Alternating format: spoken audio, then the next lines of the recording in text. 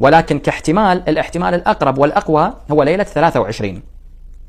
ففيها من الأعمال مضافا للأعمال المشتركة اللي ذكرناها قبل شوية، اللي هو الغسل وزيارة الحسين وصلاة ركعتين ونشر المصحف الشريف ووضعه على الرأس والدعاء.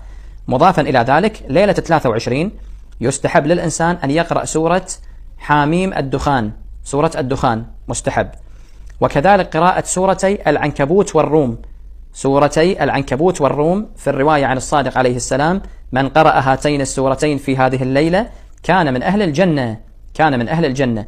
مستحب جدا قراءة سورة العنكبوت والروم ليلة 23 من شهر رمضان. وأيضا من الأعمال المستحبة ليلة 23، وشوية صعب هذا العمل، أن تقرأ سورة القدر 1000 مرة. بسم الله الرحمن الرحيم، إنا أنزلناه في ليلة القدر إلى آخر السورة 1000 مرة. ثقيلة شوية، ثقيلة. الواحد لازم يبدي من المغرب ويستمر إلى الفجر، ويمكن يلحق ويمكن ما يلحق. هسه اللي يقدر يقرأها 100 200 لا بأس، لكن المستحب الوارد أن تقرأ 1000 مرة في ليلة 23.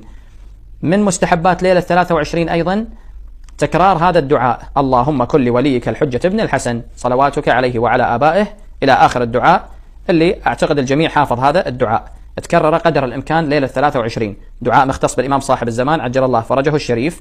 وهناك أدعية أخرى أيضا، بعضها أدعية قصيرة تلقاها بمفاتيح الجنان.